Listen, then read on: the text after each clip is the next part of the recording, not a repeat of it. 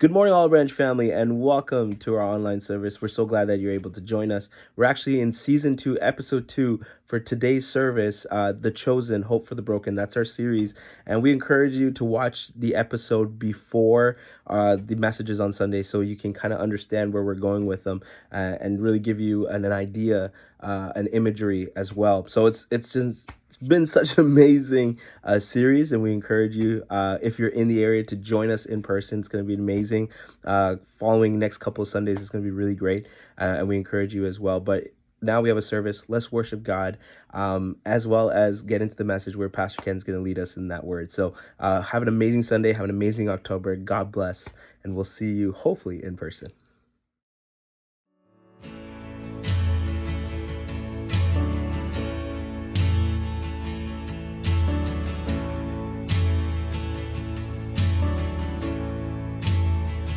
I believe that the blood of Jesus washes white as snow. I believe that the power of the gospel makes the broken whole. I believe that the curse of sin was broken when they rolled away that stone. I believe, I believe, I believe. As I bow before you, Lord, I will rise in confidence.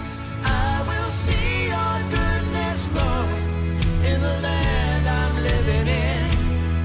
And no matter where I go, and no matter where I've been, I will see your goodness, Lord, in the land I'm living in.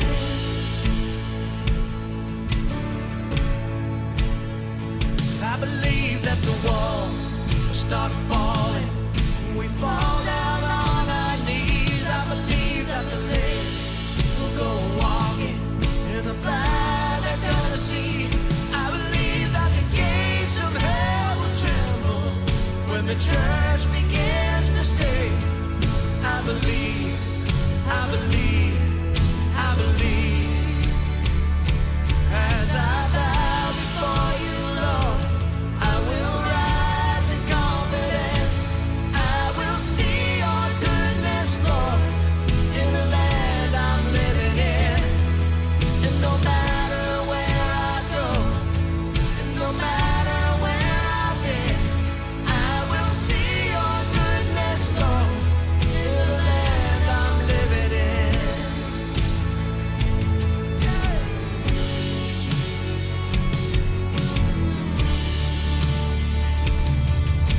Sing it to the daughters, sing it to the sons, to every generation.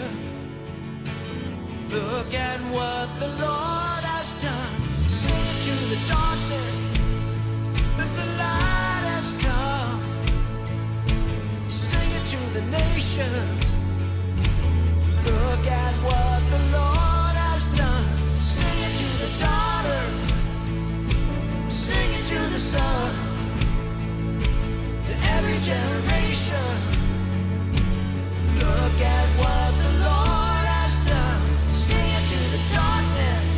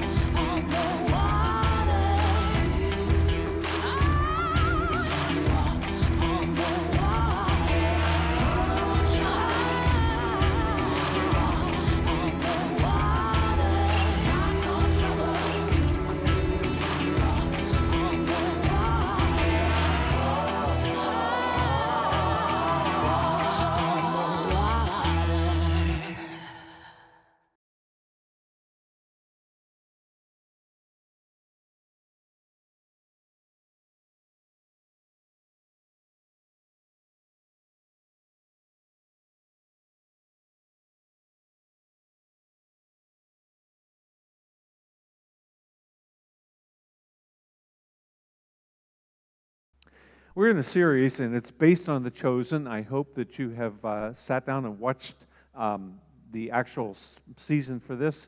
It would be session 2 of season 2. And we're talking about hope for the lost. That's what this is all about. And we get lost in all different kinds of ways. That's what you find out. I'm going to talk today about kind of getting lost in the pain of life. Getting lost, feeling like God doesn't care, feeling like you're all alone, feeling like you're isolated, and that nothing is going to change. And I think that sometimes we all find ourselves there. You know, if you've lived long enough, you're probably going to get to a point where, you know, life begins to fall apart, life gets painful, life gets difficult, and in that moment, especially if something has died or someone has died, you know, and you're experiencing loss, or you've lost a dream, or you've gotten into a place where you feel like you just can't get back to where you were, and so on, you're going to call out to God. You're going to ask, God, where are you? Please help me. Please answer me. And that's kind of what this deals with. But sometimes when that happens, you know, you feel like God is ghosting you, like he's just not paying attention, that you're out there all alone and he really doesn't care and you're stuck there. And it's agonizing. It is. For me, that time came, I think, in fall of 1980, which is eons ago, but I was just starting out as a pastor, and I'd finished up seminary, grad school, and done all this stuff and everything. And I'm there after 1 year of ministry in this church, and the senior pastor basically gave me an 8-page letter that said, you know, I don't think you're cut out for this. I don't think you can do the job, you know. And for me, that felt like a failure. On top of that, Lori's and my marriage was in trouble. I mean, I'm trying to finish up my last year of, you know, grad school. I'm working on ordination and all this stuff, and our marriage is in trouble. She's in the hospital. And I can remember I'm just out there in front of this, I think it was a black walnut tree in front of the church, and I'm just raking up the walnuts, and I'm just almost in despair. And it's like, God, open the heavens. Do something. Help me. And he didn't. And sometimes when that happens, we think, you know, okay, everything I've dreamed of, everything I've hoped for is gone. This session that we're going to be dealing with today is entitled, I think, I Saw You. But I want it to be today, I see you. God sees you. God sees everything that you're going through, even if you don't know that. Even if for some reason you don't feel it. The storyline in this episode starts out with Nathaniel, also called Bartholomew in the scriptures, one of Jesus' disciples.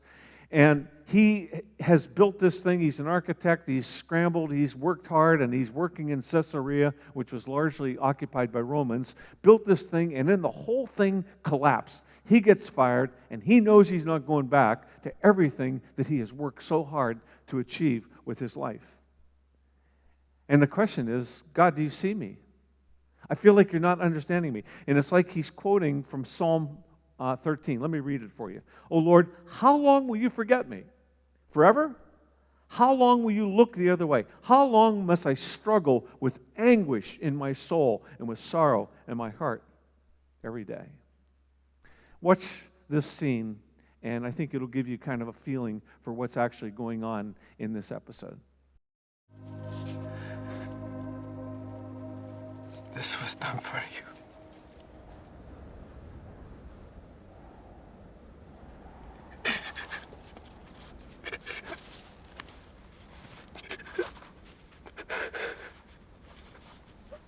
Blessed are you. Blessed are you, Lord our God, King of the universe.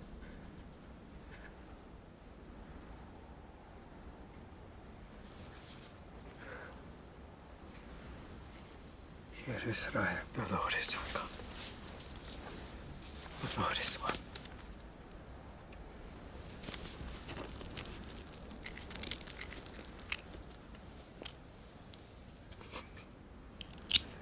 Hear my prayer, O Lord.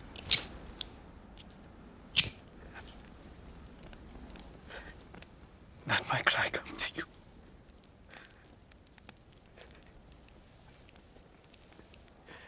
Do not hide your face from me in the day of my distress.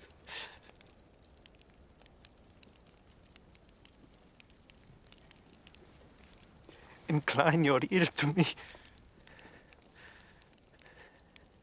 Answer me speedily in the day when I call.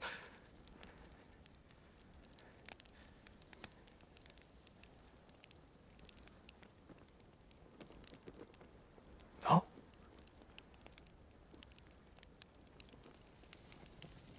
This was done for you.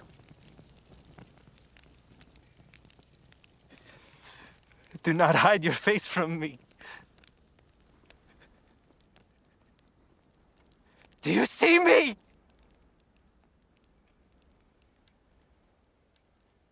Do you see me?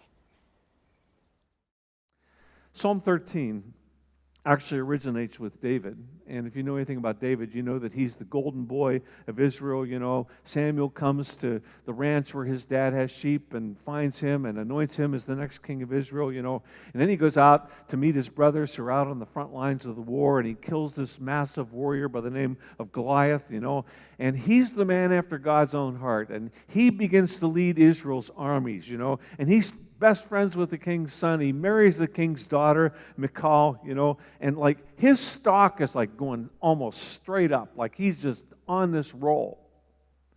Well, the teeny boppers, kind of the fan club for David, you know, they make him the hero of their songs. And it goes like this: Saul has slain his thousands, David his tens of thousands. So instead of Saul, the king, being mature enough to understand this is just the song of silly girls, okay, he takes this to heart.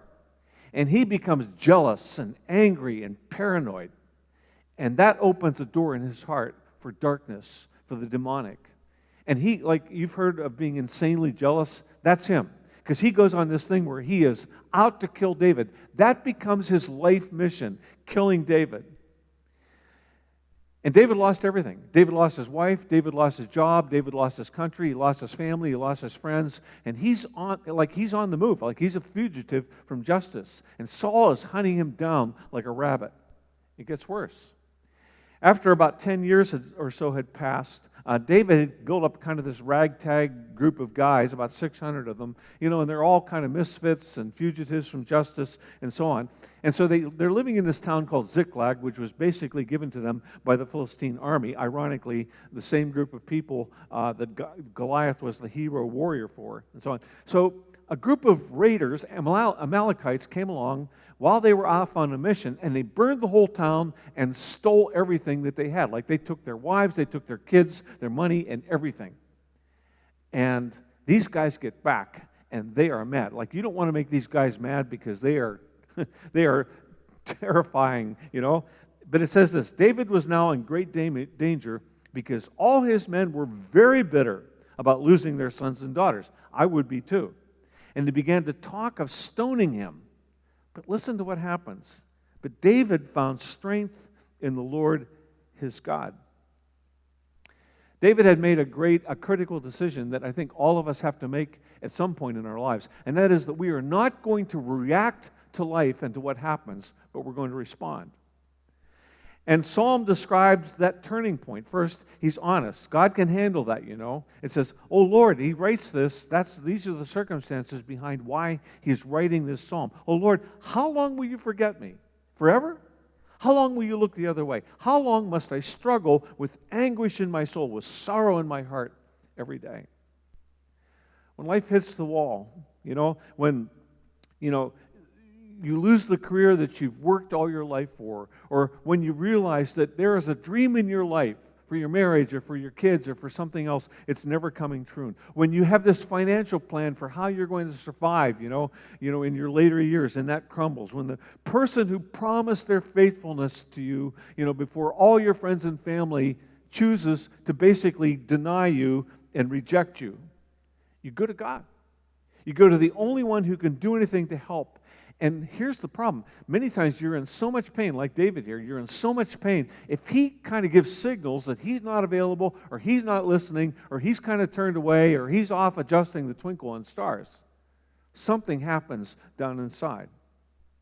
It's kind of like rubbing salt into the wound of the pain that you're already feeling. And the thinking goes something like this, you know, I'm a child of God.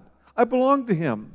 I love him. He loves me with irrational love. He's my Father in heaven. You know, he holds all the power and authority in the universe. If anybody can do something, he can.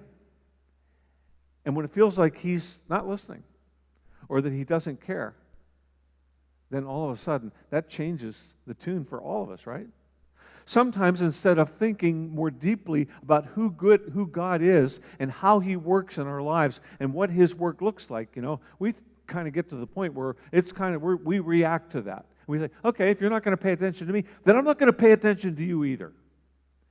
And we kind of get into this whole thing. And sometimes people, like Steve Jobs, Christopher Hitchens, they get to a point in their lives and they call out, and God doesn't do what they want him to do, and they think, okay, well, if he doesn't care, then there is no God. And that's the conclusion they come to. A lot of others, maybe some of you, think, okay, if he's just too busy or if he's angry with me, then I'm just going to be too busy for him. Like, he can forget it. I'm just going to go do my own thing.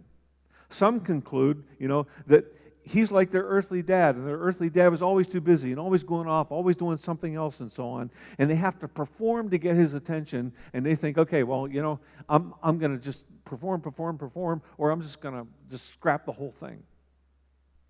Do you notice where Nathaniel went as you watch this story?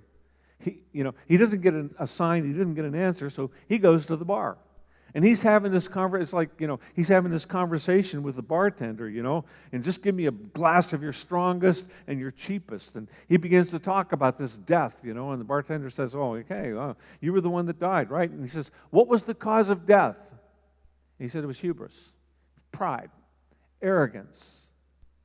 And sometimes that's where we go when we hit a crook in the road, when we hit a blockade, when we're anxious and scared and we feel like God doesn't care. We go get drunk, right? Or get high, or do something like that. And by the way, if you remember back during the pandemic, and I think it's still ongoing, the sale of liquor and wine and everything else, man, it went through the roof. So did gambling, so did, a bunch of other stuff, so did drugs.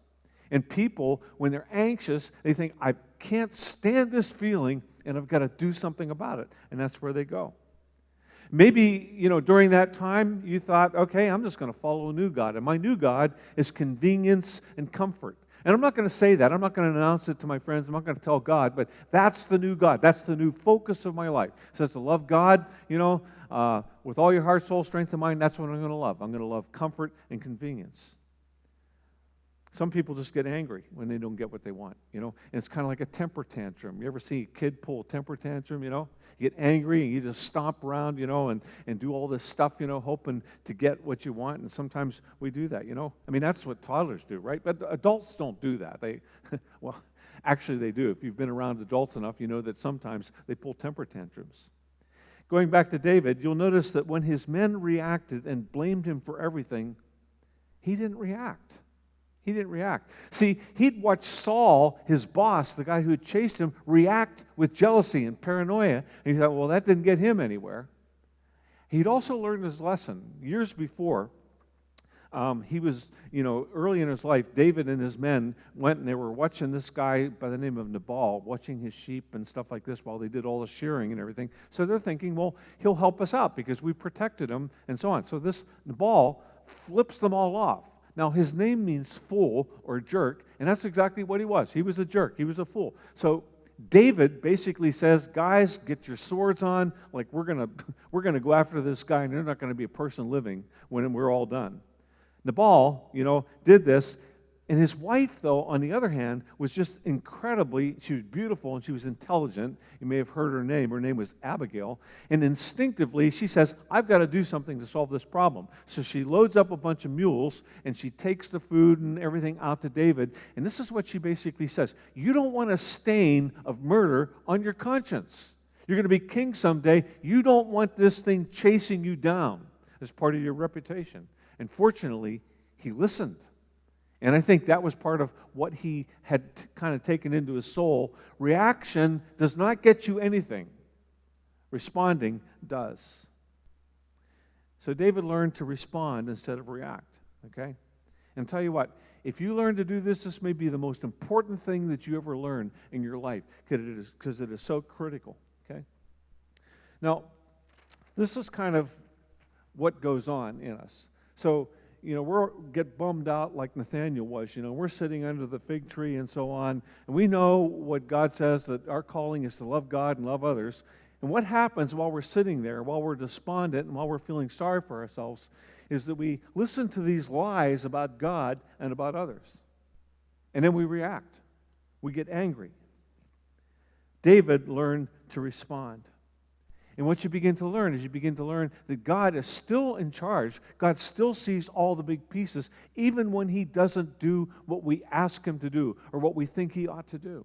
David found his strength in the Lord and in his wisdom. And that's the key, isn't it? When the bottom falls out, when the plug gets pulled, when your plans aren't going the way you hope they will, when it feels like your prayers are hitting the ceiling, you see, you have to ask yourself, what's the truth? The truth is that God's ways are not our ways. God is at work. He promised he would be. And at that point, you either believe his character or you believe the lies. You believe the lies that the enemy tells you. See, he's wide and he's good and he's filled with love and faith. If you want to see a picture of God, look at Jesus. Like, read all the accounts of Jesus and what he's like and how he responded and the compassion and kindness that he showed. That's who he is. Can you imagine him with his arms folded, just totally ignoring you when you're in pain? He's not. You may not feel him there, but he is engaged. David writes on in this psalm, Psalm 13, "Turn and answer me, O Lord my God. Restore the sparkle to my eyes, or I will die. Don't let my enemies gloat, saying, 'We've defeated him.' Don't let them rejoice at my downfall. But I trust," and this is the key, "I trust in your unfailing love. I will rejoice because you have rescued me. I will sing to the Lord because he is good to me." That's a faith statement. When things are not going well, that's a statement of faith. And here's what I know. Faith is not something that you crank up where you find a way, because of this faith that you've cranked up inside, to manipulate God into doing what you want him to do. Faith is trusting God when he doesn't do what you want him to do, and when he doesn't do what you expect that he's going to do. It's trusting him. See, God has revealed himself as being loving, as being compassionate, as listening to us, as, throwing our sins away as far as the east is from the west, as watching over us. He's the good shepherd. That's who he is. But sometimes when we're under strain, when the pressure's on, we sometimes begin to believe other things. You know what ghosting is about, right? Okay? If you don't tell somebody off, you don't tell them that you don't want a relationship with them anymore, you don't tell them, that you don't like what they did, you just ignore them. You just pretend like they don't even exist, They send emails, they send, texts, they send Instagram, all this stuff, and it's just basically like it hits this wall that you've put up and just falls away. It's just ignoring them. And when we cry out to God, when we call on him to help us and ask him to give us a sign and he doesn't, that's what we feel is happening. We think, well, he's ghosting us. Well, ghosting is just rude, right? And God's not like that. God is at work in all the circumstances in our lives. But if we don't believe that, if we believe the lie, well, then we pull the tantrum, you see. And here's the key. Don't react to your circumstances. Don't react to other people. Respond. Respond. When you respond, it shows faith and it shows maturity. Only kids pull I mean, do you admire, little kids, you're out, and you see them in Walmart and these parents have this kid, this 4-year-old, and they're just like throwing themselves on the floor and screaming, and I hate you, and grabbing stuff, ripping stuff up and stuff on. And you think, oh, what a dear child. I'd like that to be my child. That's not what you think. And you don't think, well, why don't you just give them what they want and then they'll be okay? Well, if you're a parent, that if you reward, a tantrum, you may have a little bit of peace then, but it's going to be worse next time because you just basically told them that if you just act rude and if you act like a fool, you get what you want. God doesn't respond. You see, sometimes parents think, if I'm just there, I'll be able to protect them from all this harm. You mean, you think if you're a parent, that if you went and sat with your kid, in class up until grade 12, and then you sat beside them in university and then sat beside them in their first job, that with you being there, you would help make everything all right? They'd tell you to get lost. They don't want you there. But sometimes we think that, God, should show himself like we ought to be able to turn around and he gives us the answer right on the spot. God is at work to develop our faith. And faith comes when sometimes we wait and we don't get what we want. How many of you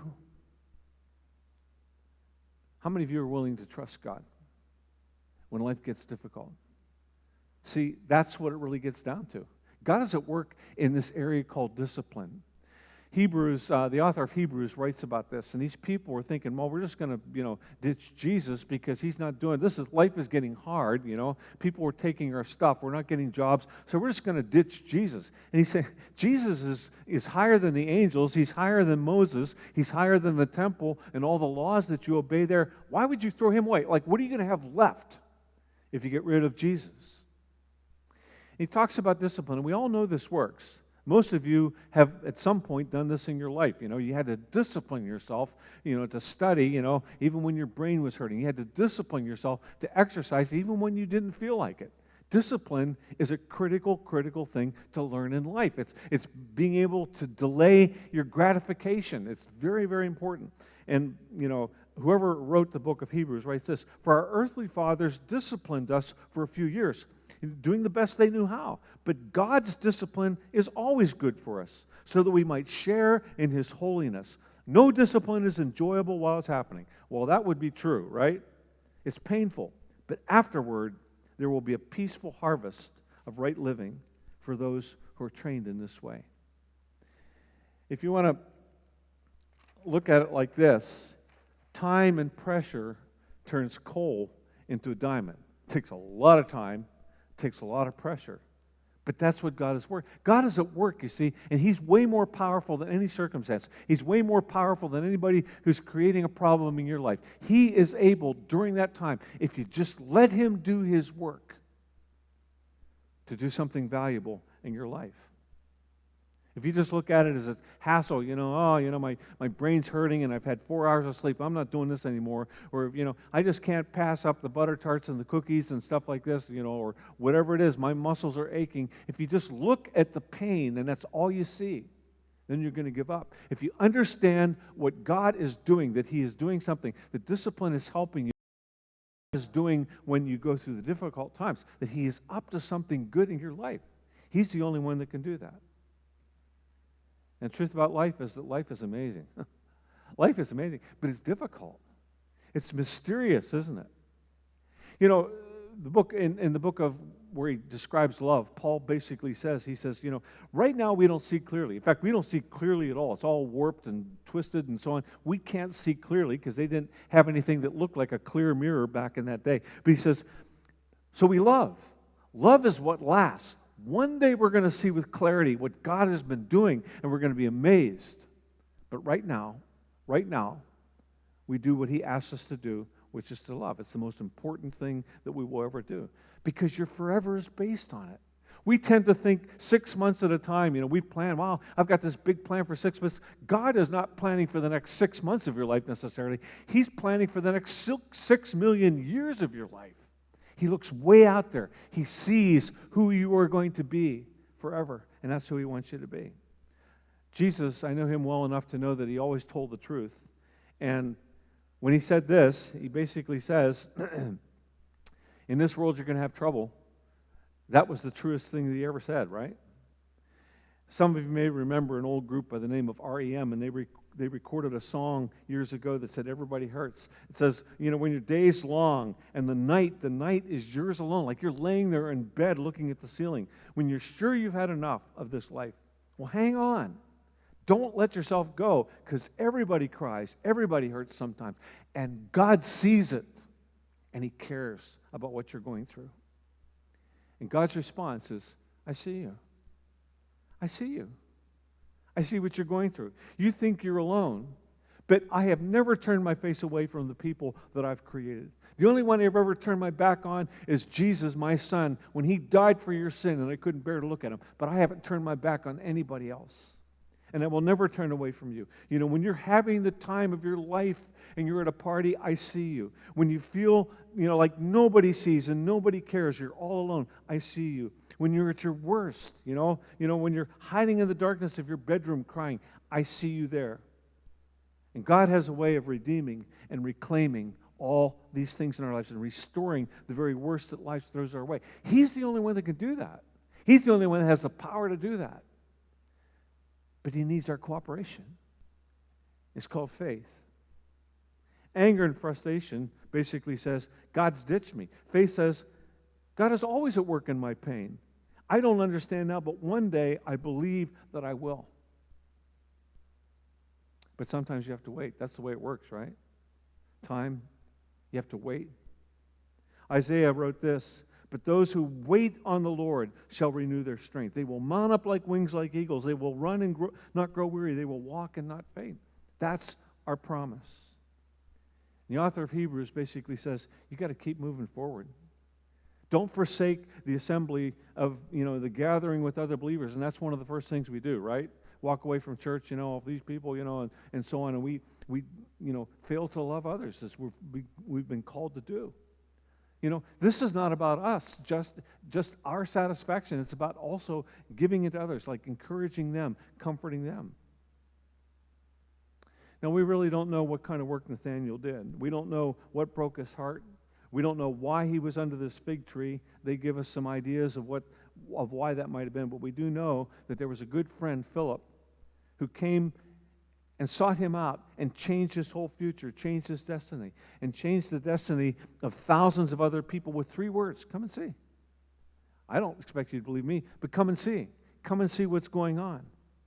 And initially, Nathaniel was skeptical about this. Let me read the account, okay? He definitely has some attitude. Philip went to look for Nathaniel and told him, we found the very person Moses and the prophets wrote about. His name is Jesus, son of Joseph from Nazareth. Nazareth, exclaimed Nathaniel. Can anything good come from Nazareth? Come and see for yourself, Philip replied. And so he did.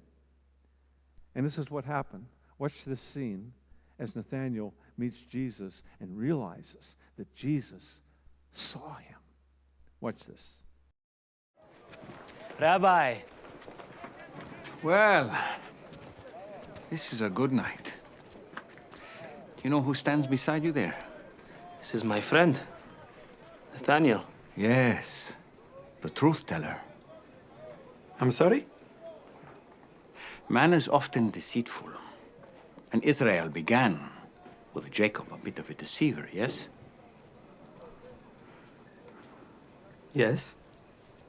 But one of the great things about you is you are a true Israelite in whom there is no deceit. What did you say about me? What is this? How do you know me? I have known you long before Philip called you to come and see. Don't look at him, look at me.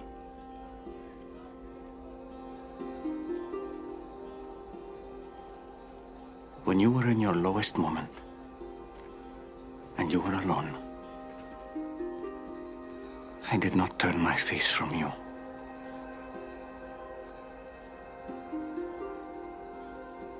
I saw you under the fig tree.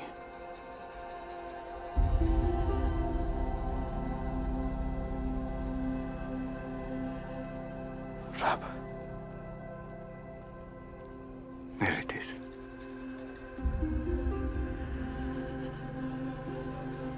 You are the Son of God, the King of Israel. I knew it. Well, that didn't take long. He doesn't mess around. Because I said to you, I saw you under the fig tree, you believe? You are going to see many greater things than that. Like Jacob, you are going to see heaven open, and the angels of God ascending and descending upon the Son of Man. That's me, by the way. Yeah, I got that. Good. I know you like to be clear. So, you wanted to help build something that would cause prayer and songs, something to bring souls closer to God, yes? Can you start tomorrow? As we close this morning, I want you to think back to a moment in your life where you were mourning, where you felt broken, where you felt lost, That you felt that God wasn't there and that he really didn't care about you. And where your cry of your heart was along these lines, oh Lord, how long will you forget me? Like, how long are you going to turn away? Forever? How long will you look the other way? In our terms, why are you ghosting me? I'm calling on you. I'm texting you. I'm praying to you. Why are you ghosting me? And he would say, I watched you burn your plans and pour the ashes on your head. I watched as you got drunk to numb your pain. I loved you even when you dissed my hometown and doubted if I was even worth talking to. That was his conversation with Nathaniel. And this morning, his word to you is, I see you. I see where you're at. Even when you didn't know I was there, I was there. You didn't know I was working, and you didn't know how much you were in so much pain you didn't even realize that I am at work. You couldn't feel my presence, but I was there. I've been there all along. You wanted me to change things immediately, and I didn't do that because I see something better that I want to do in your heart and do in your life. And I will pour my power into your life for you to accomplish your mission. Don't just ask me to come to your party and do what you want me to do. I want you to come and be where I am and accomplish what you were created to be. So we close today in the actual service that we're going to be having. Some parents are going to be dedicating their children to God, and I'll tell you why. It's because every person at some point, every parent has prayed at some point, usually at a whole bunch of points, where they ask themselves the question, what have I got myself into? I never saw this coming. I didn't realize this was going to be so painful and so agonizing, and how I would feel when other people rejected my kids, when other kids, put them down. I didn't have any idea. What have I gotten myself into? And God will say, I will be with you, because I'm a parent too. I understand what it's like when my children hurt. I understand what it's like when my children get rejected, and I'm going to help you. I'm going to give you strength. I'm going to give you wisdom that you would have never found on your own. I'm going to be with you on this whole journey, and God will be there. He's promised that he would be. You may feel alone. You may feel alone in this job. You may feel alone in what you're doing, and you may feel really small, but God will be with you, and God will give you strength. In this whole scene that we see with Nathaniel, I think Nathaniel got a better job than the one he had. What do you think? Jesus said, can you start tomorrow? My question would be, would you start today? Just start. Take the first step. Let's pray. God, we're often just really dismayed, really discouraged when we feel that you are not there, that we are in the middle of our pain and we're all alone. But that's never true, because you've promised that you would always be there, that you would never leave us alone by ourselves. Help us to have the faith to see you even when we can't feel your presence, to believe in your character, that you love us too much to just leave us to struggle on our own, that you promise us power and wisdom. Help us to believe that it's ours just for the asking. In Jesus' name I pray. Amen.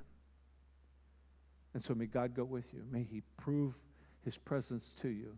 And may you always know that he is watching over you, that he sees you wherever you are. Amen.